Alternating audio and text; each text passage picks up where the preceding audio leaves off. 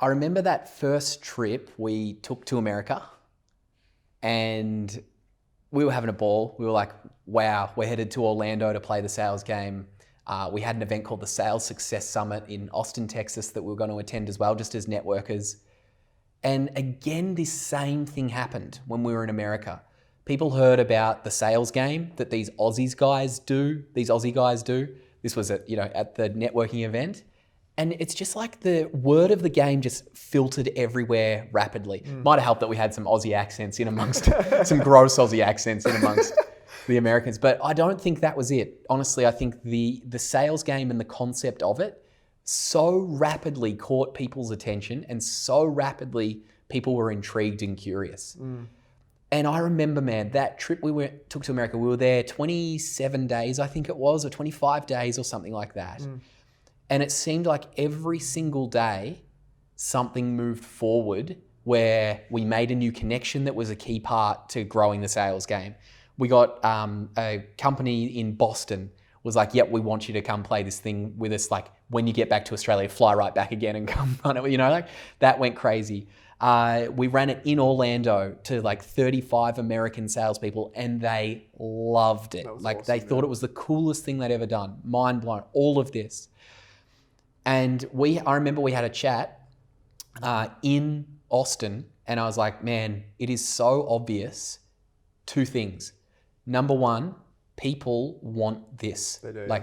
And I think that's so key here, is realizing that when you have something good, the world will tell you.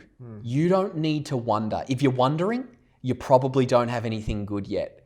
If you've got something good, feedback will come flying at you whether you like it or not, that people are like, give us a go, let me have that, let me try that, let me buy that, you just know. And it's almost like, whoa, where this smack in the face of immediate need and desire for what you're selling. I had never experienced anything like that before. And particularly in like a market like the US, right? Man, crazy. But then there's 10 times more people there than there are in Australia. So it was almost like you're getting 10 times more waves in the face of people going, hey, I want to do that thing, right? Especially with the sales game. It's a game which is fun that teaches them how to make sales, which America is born on, So like that was a nice mix. And I remember we had the conversation. I said, Steve, people want this. It's going crazy, but we can't fly to America every 20 days. Number one, that's probably illegal. Number two, you need like visas and stuff for that. And number three, we just couldn't do it energetically wise. We'd be burned out after 6 months, and what a shame. This phenomenal product that's been created through us, and now we're not even going to be healthy enough to train it because we'll be doing stopovers in Singapore every 2 weeks, It's not possible. I remember saying that to you. I was like, this is great. This is blowing up. Yeah. But no, I don't think we can run this any other way but travel. Yes. I remember that conversation. And it was like, challenging. we need to find a way to be able to run this virtually, or run this from Southeast Queensland to the rest of the world somehow. And we both, at the end of that discussion, came to the agreement, and we were solid on it. It's impossible. That can't happen. It's impossible. We won't be able to do it. Yeah. How do you possibly run tax? Effect. How do you do the Shark Tank? How do you do all? Yeah. Yeah, it was like, it just won't work. We need the chips. We need the actual plastic chips. They are important. And it was a moment of like, oh, well, okay, we'll just keep going then. Like we'll keep doing what we're doing. Figure it out. Because we were on a high with it. Like we're like, yeah, it'll be good. And then, of course, continued to grow. We were set to go back to Chicago to run the sales game as like a practice event with people from companies like IBM and Microsoft. It's crazy the names that were on that list that were going to play it. Yeah. It was all set. It was all set. We came back to Australia. We did Pause Fest in Melbourne. Yes. Just a bunch of doors were opening. Yep. And we were like, man, this is nuts. How do we possibly sustain all of this? Uh-huh. But I remember it was a really exciting time. It looked like 2020 was going to be it. Yes. You know what I mean? I think most people, even those watching this and hearing this conversation, would agree. If you're in business or in sales, most people were thinking that at the end of 2019. 2020 is just set to be a big one. Everyone was sensing it. Everyone had that inkling that either a big change for them and their business was coming and it was going to be great, or what they'd built over the last 2 years was about to just boom properly in 2020. There was that sort of feeling in the air. I think 9 out of 10 people I spoke to in business were feeling it. Yeah, calendars were booking out in 2020. Yeah. For me, that was like a first, like October was getting booked out in 2020 and it was like November 2019. You're Yeah. like, what's going on here, man? Yes. This is going to be good.